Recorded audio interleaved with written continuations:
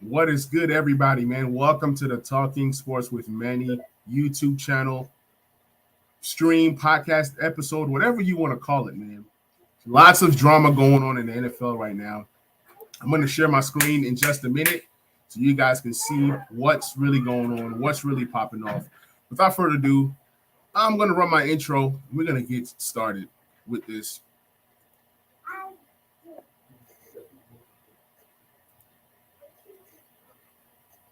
All right, intro's not.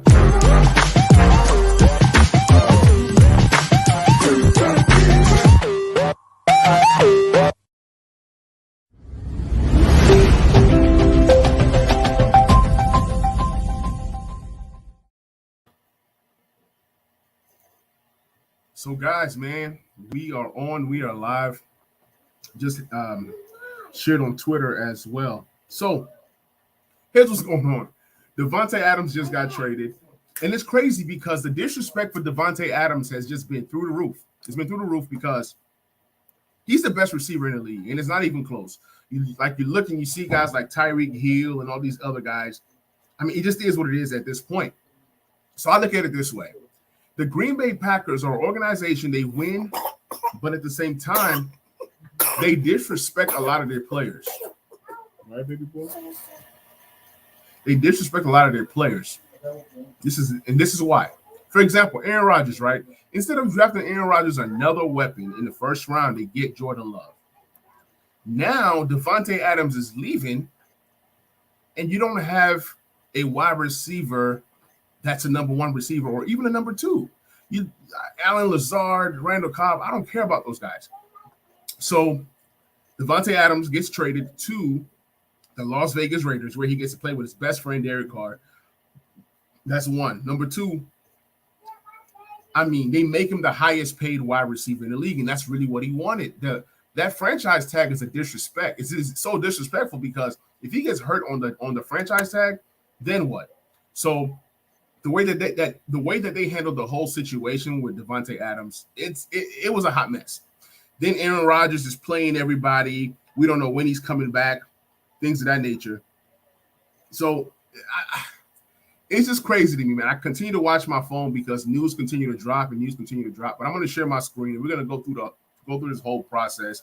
What happened? What's going on? How did everything shake out? Let me see. Go to my screen. Twitter. Let's share. Let's chat. So here's a blockbuster right here. Like I said, the Packers get a 2022 first.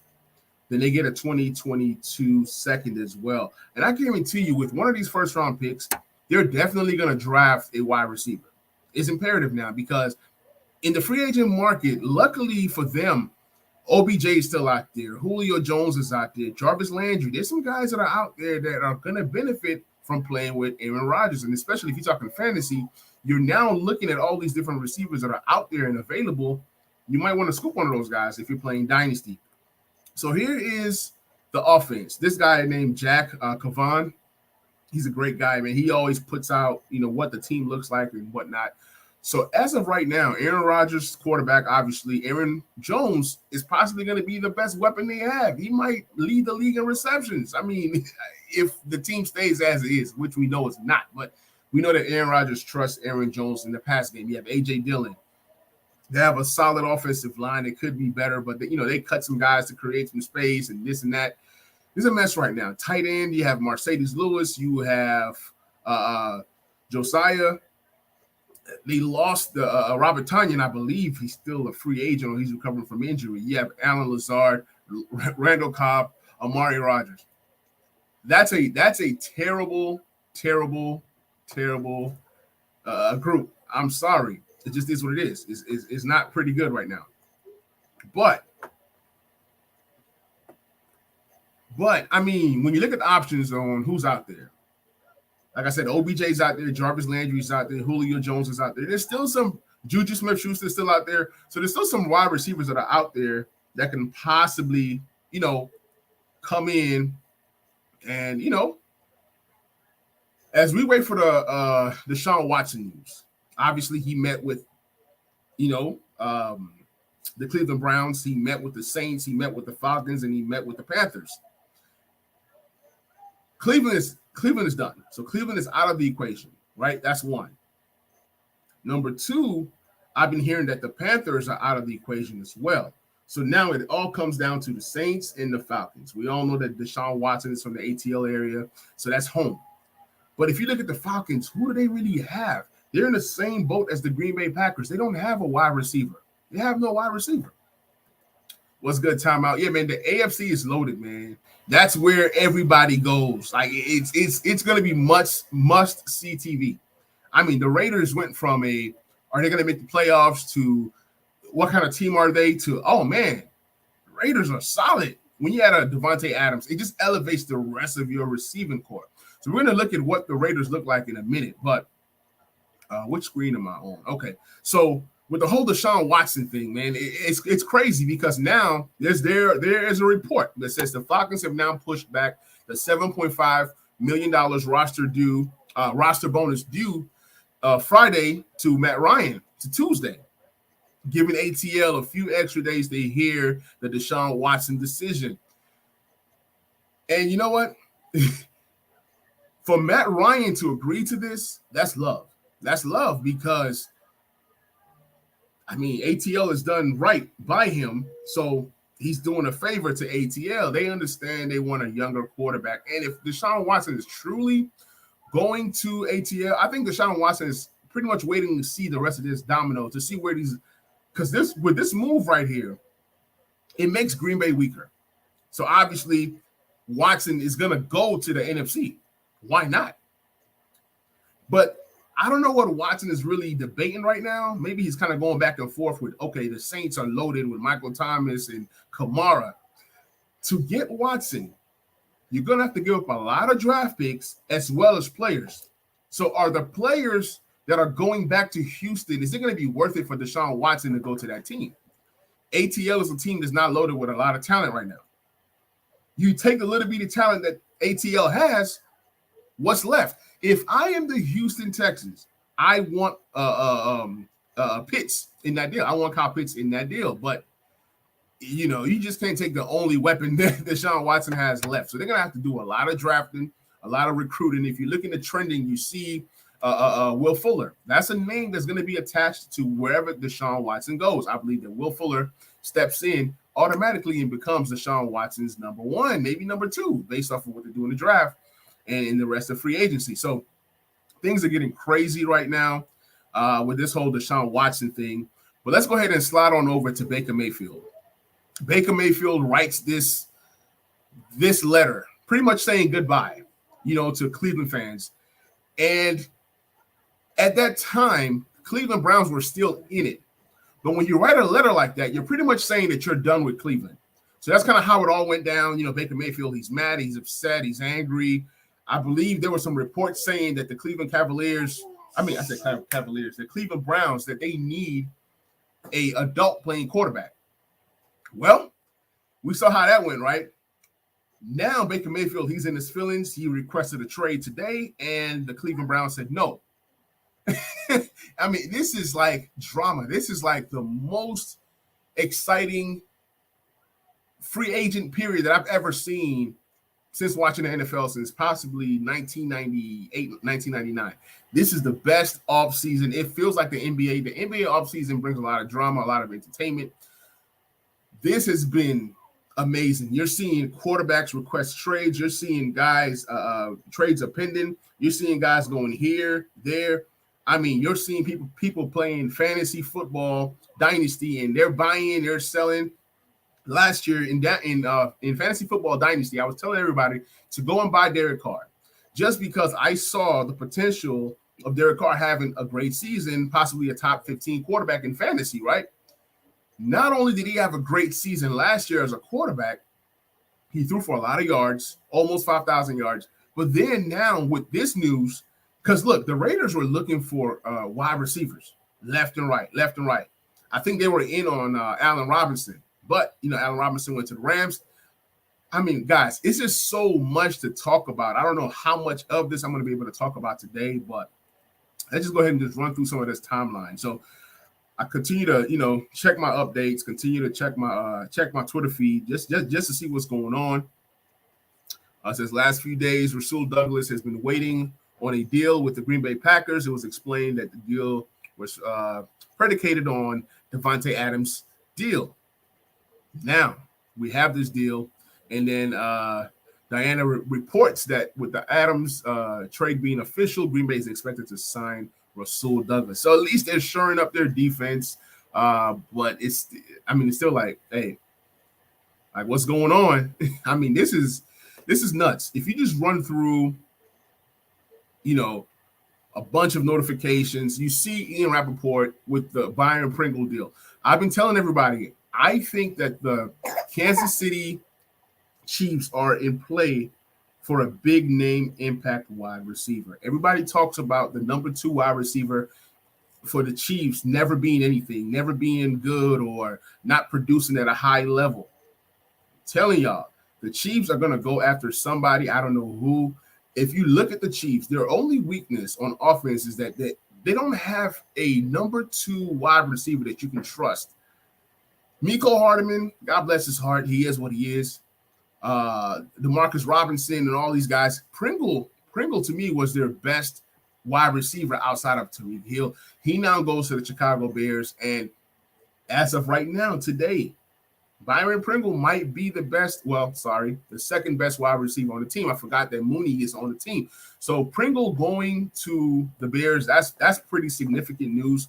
It's a 1-year deal. Obviously, the draft is filled with wide receivers. We don't know which wide receiver is going to blow up to even have an impact in the real world and in fantasy. So I'm excited for the draft. Free agency has been great. Free agency, you grab all you can because you don't know. Pringle might blow up for the Bears. I don't know. He may or he may not. But let's keep scrolling, man. J.D. McKissic, that U-turn, being a Washington fan, I really didn't care that J.D. McKissic was going to the Bills. I felt like, okay, you can replace him. He might be the best weapon, one of the best weapons that the Washington Commanders have. But at the same time, it's like when a running back is your second best weapon or your second most explosive weapon, like your third down back, that's sad. I mean, I'd rather give up that money to get a wide receiver that can come in and have an impact on the team. But J.D. McKissic made that U-turn. He turned down the Bills just to come back to the Commanders. I don't understand it. But, hey, I'm grateful. I'm glad that he wanted to be here. And that's what you want. You want players that want to play for your team. And look, the Commanders are not a great team right now. They're not a great team. It is what it is. But at the end of the day, he's back. This Green Bay deal, this Green Bay and Vegas deal pretty much broke the internet. It was crazy. Mercedes Lewis, he's pissed off. He's possibly the best weapon they have. I mean, Randall Cobb, we don't know what's going on with Lazar that he's tendered. I mean, it's just a mess right now in Green Bay. It's a mess right now in Green Bay. I mean, let's see how great Aaron Rodgers is. If they really go this route, making Aaron Rodgers the highest paid quarterback, there's going to be some repercussions that come with it. Hawk, man, what's good, man? Appreciate you hopping on. It's a crazy offseason. I've never seen anything like this. It's nuts right now. It says it's making me think that we're going to have a third consecutive losing season. I don't know what's going to happen with the Washington Commanders, to be honest. Everything right now is a wild card. Like, you see all these teams getting better, but it still has to match up. Things still have to, work out. You know what I'm saying? It just is what it is. Let me keep scrolling down because it was just so much that happened. Like earlier, I talked about this earlier. But let's talk about this though. So the Raiders offense, right? Whether you're playing fantasy, whatever the case may be, you have Devonta Adams, right? You have Hunter Renfrow, who was a really good slot wide receiver last year, who put up some major numbers, especially in the fantasy world. He now gets to eat even more. He was able to produce without Devonta Adams. He's not going to have as much targets as he had last year, but he still has an opportunity to still put up a 1,000-yard season, being that Devonta Adams commands double, triple team. So when Renfrow gets to win, my question is, Brian Edwards. I was big on this guy coming out of college. He was one of my favorite wide receivers in that draft. I wanted my Commanders to draft him. That year they didn't. They were not able to grab him, but he has been very, very underwhelming for this team. So I really don't know what's going on with him, but they try to sneak him in there. Josh Jacobs. The offense is going to be good, but I still believe they need more weapons because at the end of the day, Derek Carr is not Aaron Rodgers. And I'm glad that Devonta Adams left because at the end of the day, Aaron Rodgers played everybody. He played everybody like a fool, and he was thinking that because think about it, they tagged Devonta Adams the day or 2 days before Aaron Rodgers' news. So Aaron Rodgers dropped his news right before that deadline for the tag. So once he was able to, say, okay, he's coming back, it would have been wise to do what you needed to do to go ahead and secure Devonta Adams. They don't do that. Now he's traded, and then there's now $20 million available to spend. They create $20 million in cap space. But a name like what's that pass rusher? The pass rusher that left and went to the Ravens, then the whole deal fell apart.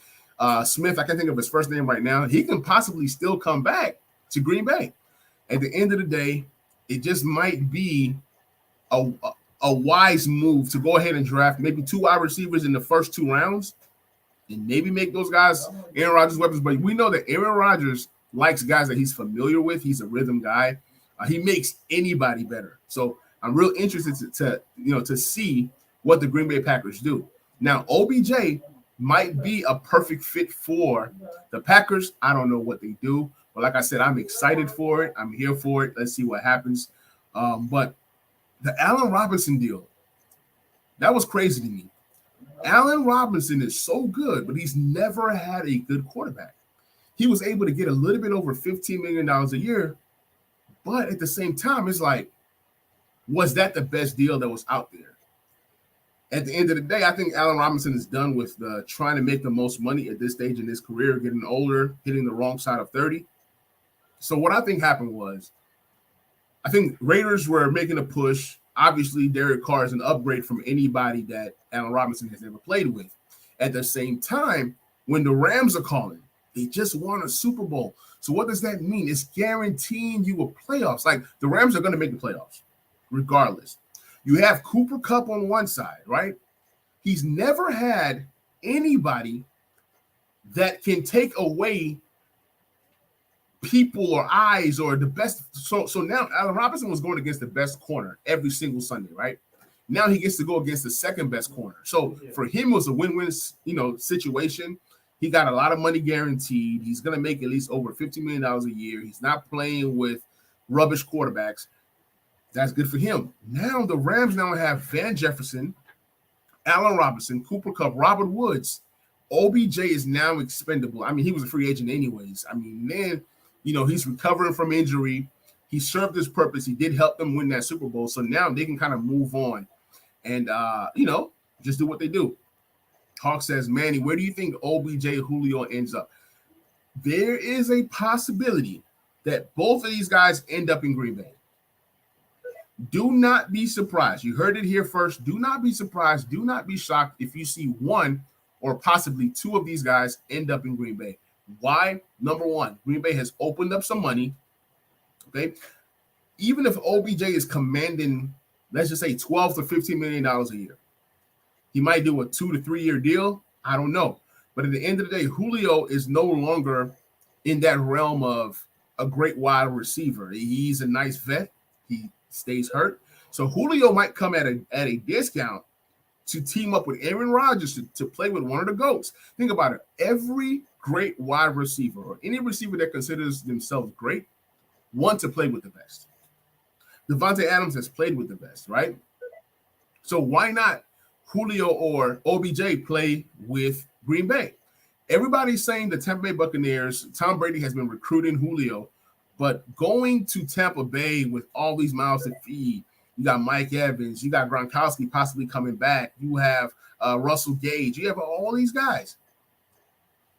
How does Julio fit in there? I mean, he's still going to eat, but it's like, it just really all depends on Julio. Does Julio feel that he's still a number 2, number 3 wide receiver? Because he's no longer a number 1. We all know that. Does he feel that he can go in and step in and be a vet? Like in the NBA, how you have all these complimentary guys who come in and play their roles. Can Julio do that? I cannot answer that question. That's a question that Julio has to answer for himself. So at the end of the day, give me 1 second. At the end of the day, can Julio take a lesser role? Can he take lesser money and put the ego away to go out here and command some wins? And let's see what happens. So I got some more news coming in. Let me see what's going on. Oh, just Matthew Berry. The fantasy world is going crazy right now after this trade. I mean, literally, it's really nothing else to talk about but this trade. But it's been a lot of great moves that have happened.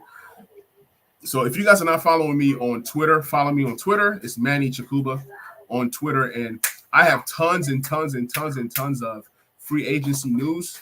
I have a thread that I've been doing since March 14th. It's been the third day. It's been amazing. I pretty much collect all the information, and I just post it with a GIF or a picture. And, I talked about it earlier. Baker Mayfield, requesting the trade. Brown said no. Jimmy Garoppolo, where does he end up? Like, this is the wildest offseason that I've ever seen. I'm having a blast with this thing. It's been fun.